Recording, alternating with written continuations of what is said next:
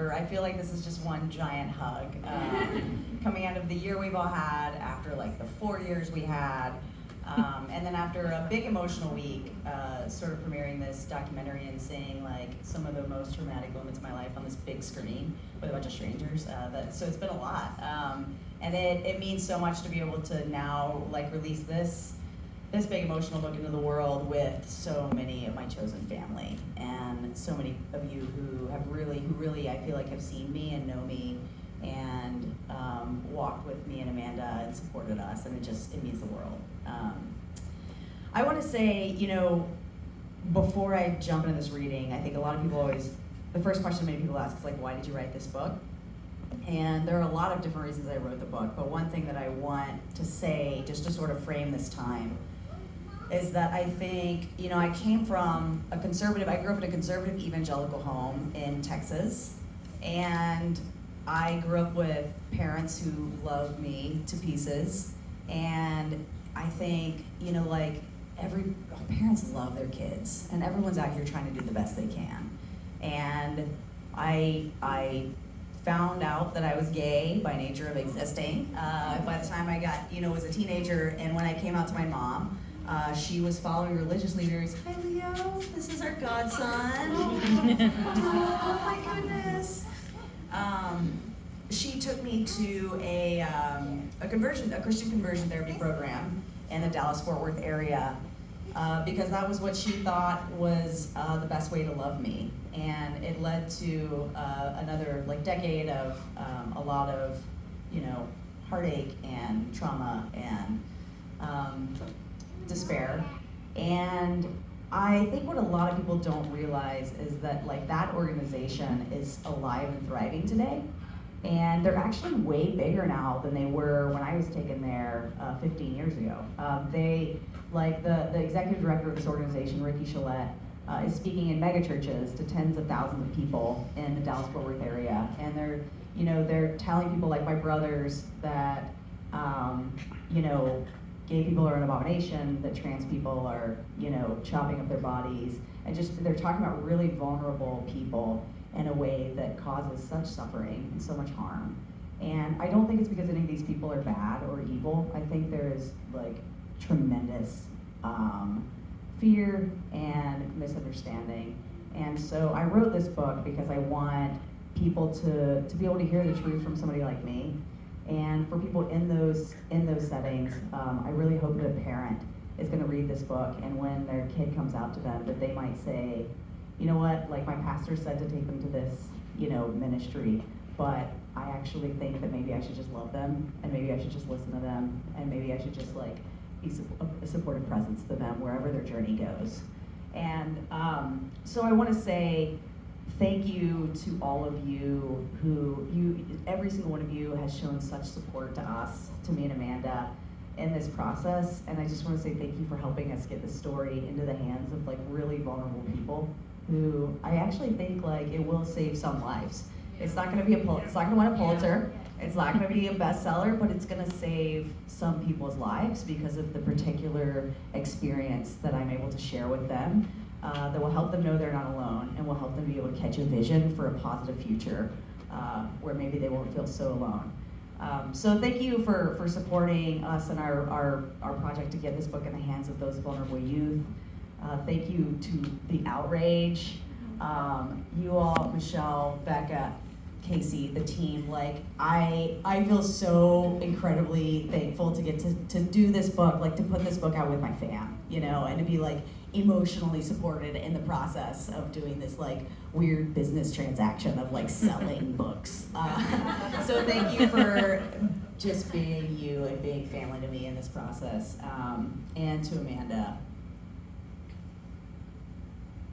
you've been God's grace to me, and you've taught me everything about love.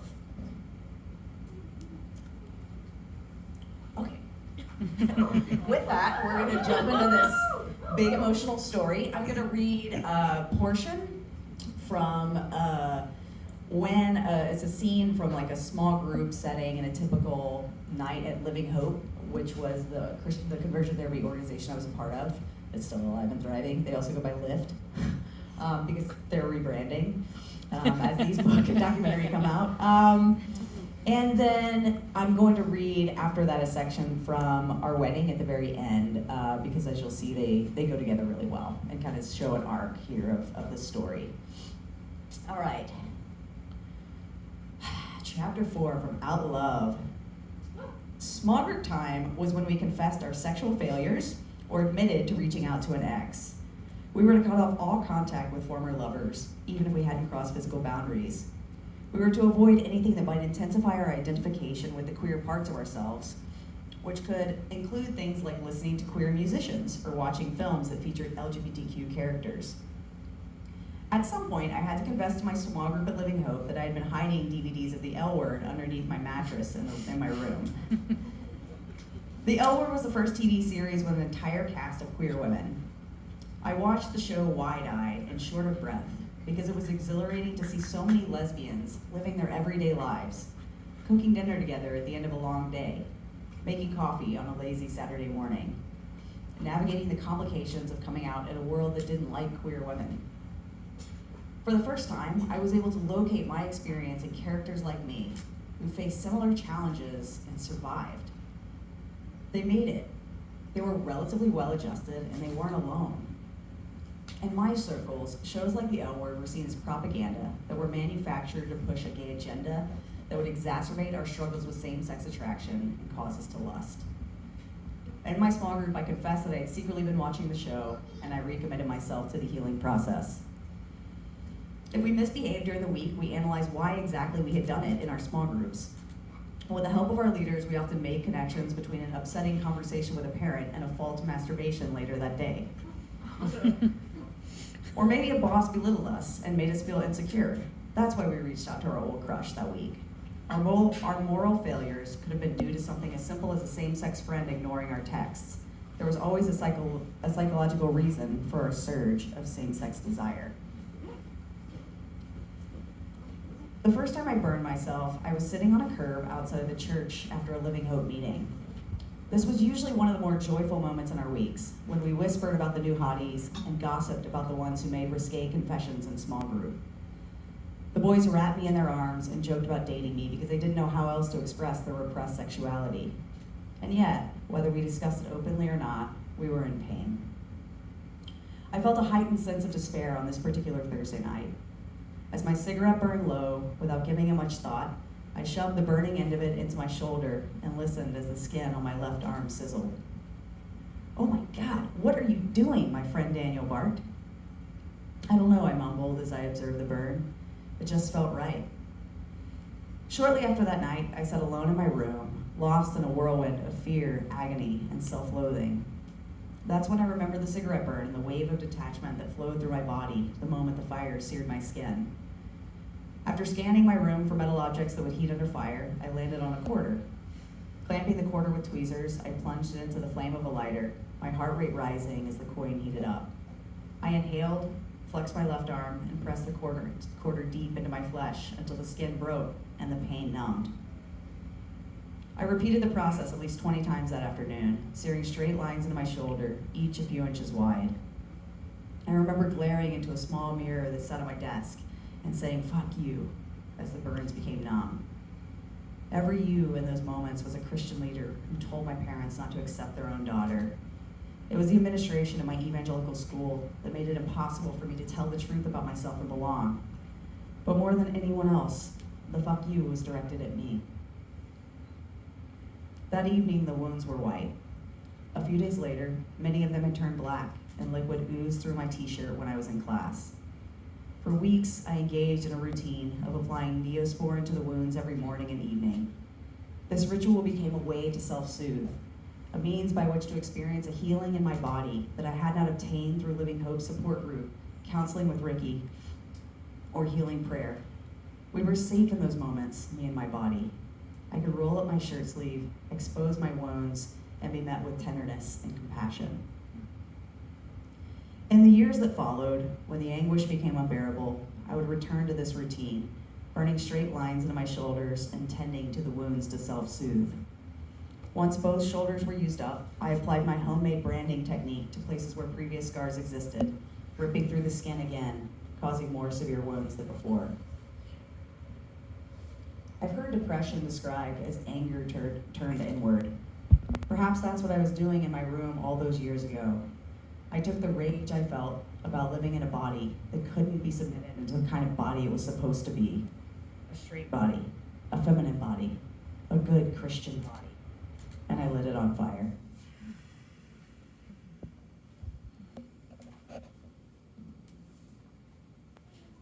So thankfully, we're going to get to pair that with a passage that really captures the healing I've experienced in the years since I was that sad, scared, lonely kid. And even though, like, those of you who read the book will learn that many of the people that I loved most growing up weren't able to move with me and grow with me and to be in my life today, I find that I'm like, yeah, some people, you know, might have rejected me, but how amazing is it to be chosen now? And the family I do have they chose me, they picked me, and they found me, and it's been so incredibly healing, and so this is a little piece about that. A whole lot of people take it upon themselves to offer unsolicited advice in the lead up to a wedding. I usually listen politely and then pass the suggestions along to Amanda. There was, however, one piece of advice that I held on to for myself.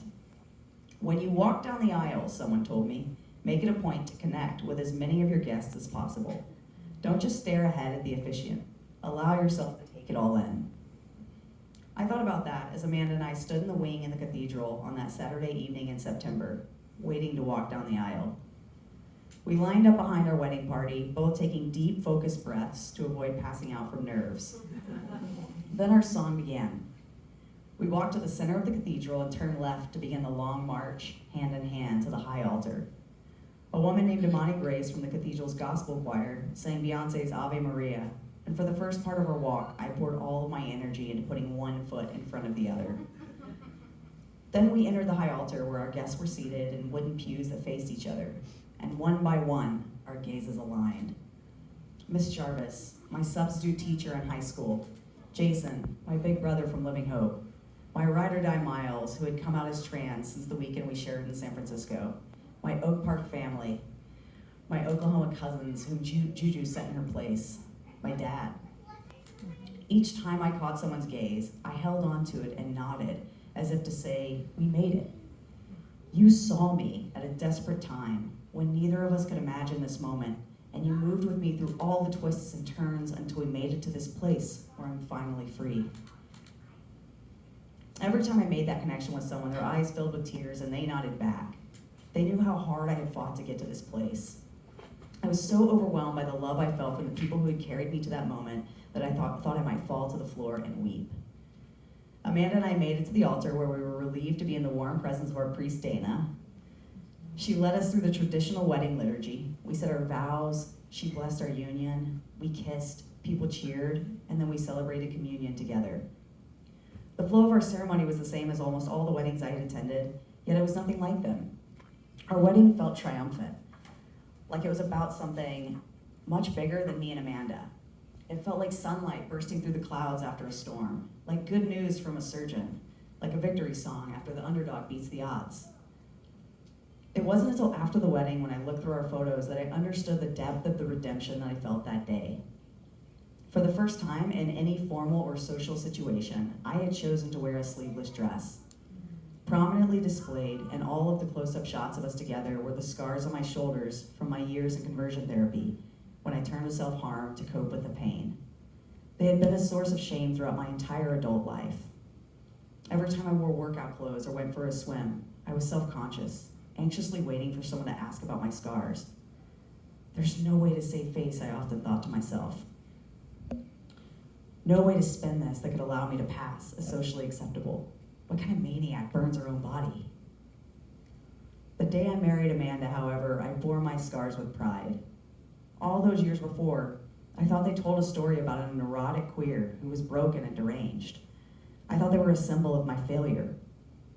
Something shifted when I opened my body to love, when I allowed it to be seen and held and caressed. I finally understood The scars told a story of a girl who was born into a system that tried to kill her, one that demanded she change, hide, make herself smaller and smaller until she disappeared. And by the grace of God, I survived.